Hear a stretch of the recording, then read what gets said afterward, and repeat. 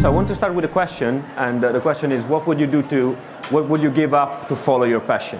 Now, it's an interesting question because I want to go back to the beginning of my career. I was doing the Academy of Fine Arts, and I started it with media studies, not having a clue what I really want to do. I just kind of like movies and animation to a degree.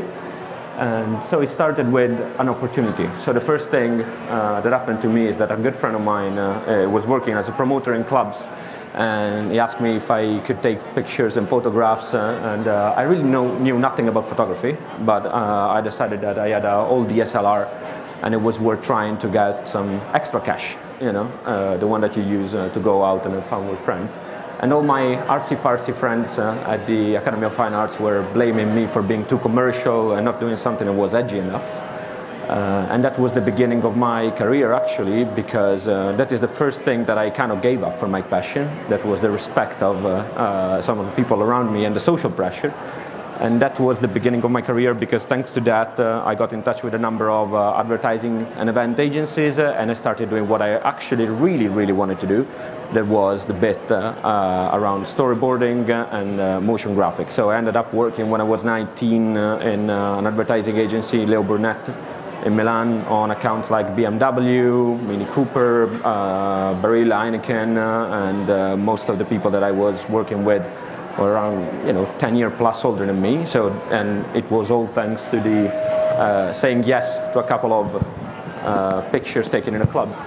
So then I started asking myself, what do I really want to do, right? And the first question was, okay, I think it's a pencil. It's really this drawing and doing motion graphics and animation. I think that my passion and vocation is actually the pencil.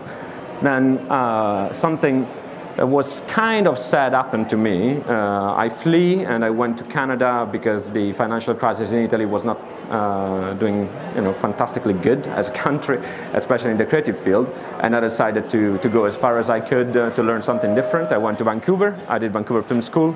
And when I was there, I was working on a couple of TV shows, and I worked so hard that I basically destroyed my tendons out of drawing.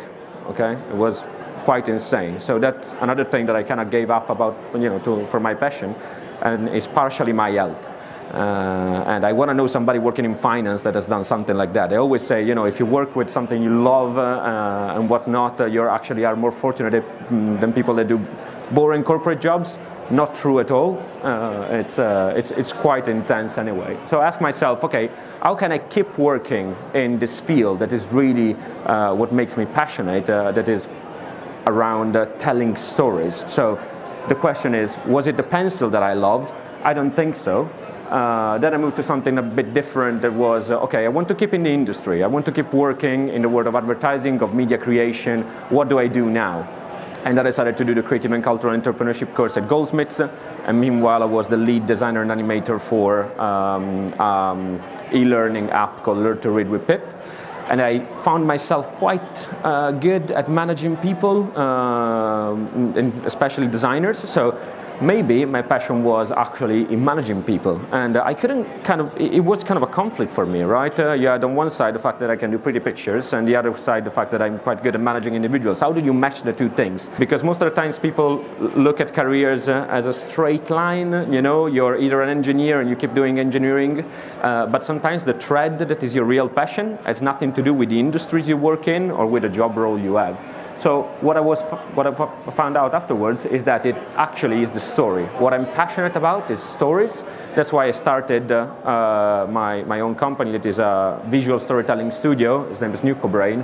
What we do is provide animation, illustration, and graphic design for a number of brands and agencies.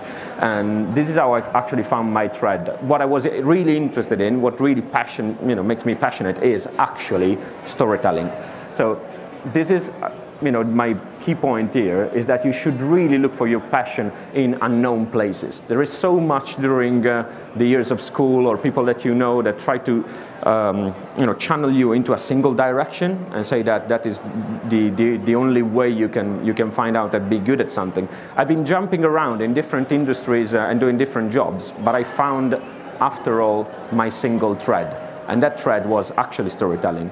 In the road to make that happen, I made some sacrifices, several ones. The health one is the bigger one because I do love drawing.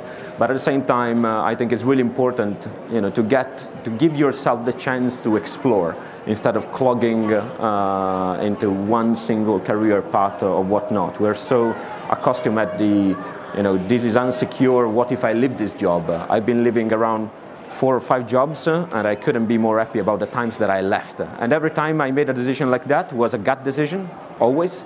I didn't talk too much about it, and then you rationalize about why you've done that kind of decision. So if you feel that what you're doing is not the right thing, try to find your thread.